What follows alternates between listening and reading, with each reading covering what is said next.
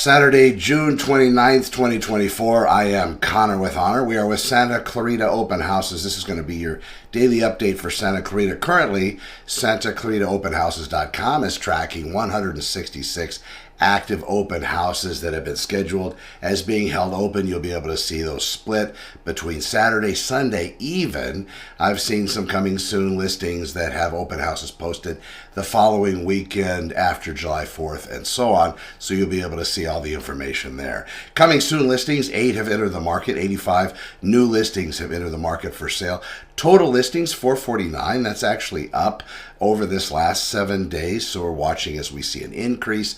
I'm not seeing how that's corresponding yet because that is new information to whether or not we're going to see housing prices maybe relax a little bit. But we did get some news on the wire yesterday. They're talking about the Fed. If they are going to reduce their rate down to that 5.5% level, which apparently is that magic spot that's going to really kick the market off in a frenzy, as we saw a few years ago. In order for that to happen, it's probably not going to happen quickly. In order for that to happen, there's going to have to be some time apparently injected into it so that the economy can continue to adjust. But right now, as we were promised, looked like interest rates were going to come down considerably. Doesn't look like that's the case now. But again, people, if you're considering purchasing, most people are definitely basing that on what that interest rate is today. Now, of course, there are clever ways to do it. There are different buy down options where a seller could contribute in a way to buy down your rate for a particular number of years. That does cost the seller money, but in some cases with the fear of high interest rates, that's kind of like hoping for in that time period as your interest rate is artificially lower, purposely low because the seller paid to have that particular option for you, known as a buy down. If you are going to be signing something like that, some questions to ask are, if I'm going to participate in this buy down, thank you very much, Mr. Seller. But if I'm going to participate, can I actually refinance at any time during that period or after? Let's say I hit a hardship and wanted to sell the house. Could I sell the house at any time or after? You want to find out what other requirements are built into that particular buy down that you're being offered by the seller.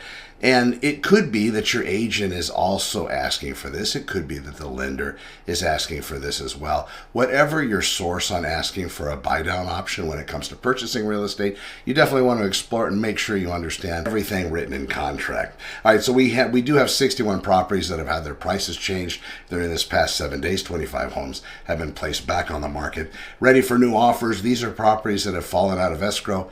It does happen in every market.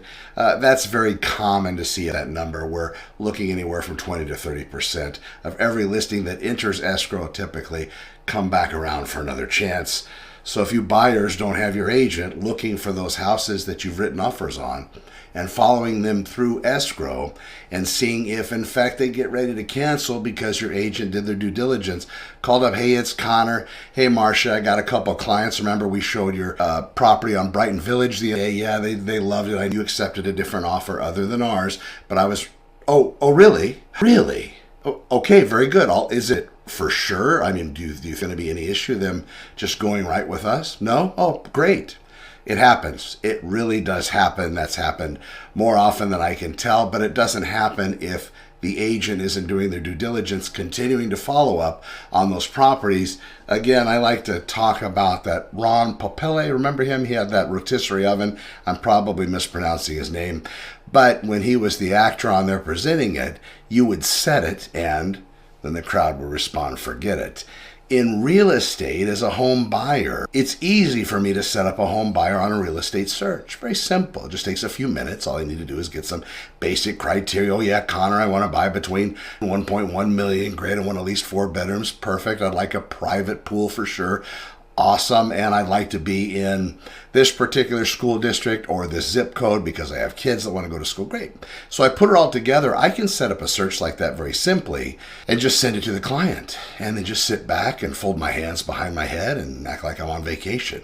The problem with that is my client now has to go through these listings, which is fine. Most people are going to be searching on their own anyway, despite what their agent is sending them. It's really hard for us as human beings to believe that our agent has the only source, when in essence, that's actually how it works. if you're falling into this trap of coming soon listings, potential properties coming on the market for sale, pocket listings, some of that's true, but a lot of it's just a good hook. So be wary with that. As a real estate buyer going into the process, having a little bit of armament doesn't hurt. Just reach out, and if they're asking you to sign something, and this brings us to open houses. Some of the agents hosting open houses, not us, not SantaClaritaOpenHouses.com, but some other agents, when you go in there, they're going to say, hey, you know, I love you. I have a buyer-broker agreement. This is going to guarantee that we have a relationship that goes beyond just that. That's wonderful. Do you really want to work with that agent? And before you, I mean, that's like not even going to coffee first. That's like going right to dinner. Well, actually, like going to after dinner, after the whole 9 yards. So that's way too quick, way too fast. Personally, I believe. Whenever you're going into new housing or open housing, you always lay the risk of potentially locking out the agent that you're selecting, more so with new houses than resale residential on the open house end of it. Good rule of thumb, personally, I just wouldn't sign anything right away. You know, give it some time, feel them out. If you like them, great. You know, talk to them a little bit, a couple more times. If they're a good fit for you, then absolutely. Say, listen, what kind of agent are you? You want to treat me like a rotisserie oven, or you're going to actually be active and do your due diligence and hunt for properties for me? That's really the trick for a buyer out there.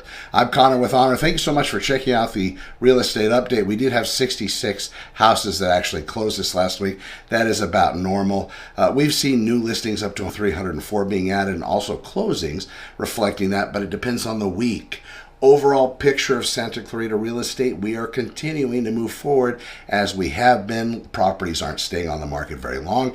It will depend, though, however, that price point and also where the property is located and if it has particular attachments with it. Sellers face this all the time, like Melrose special assessments. Is there a homeowners association? How does the insuranceability of the area look? Lots of questions to ask. I'm Connor with Honor. Thanks for watching. Be well Saturday. Remember, 1 p.m. today, if we ever host an open house with SantaClaritaOpenHouses.com, you'll be able to find that easily just by going to the main site, and that first listing that you see pop up there held open. 1 p.m.'s perfect, sharp. Remind me, we'll do a buyer briefing. As many as want. Be well. We'll talk to you soon. Thanks for watching. I'm Connor with Honor. Over and out.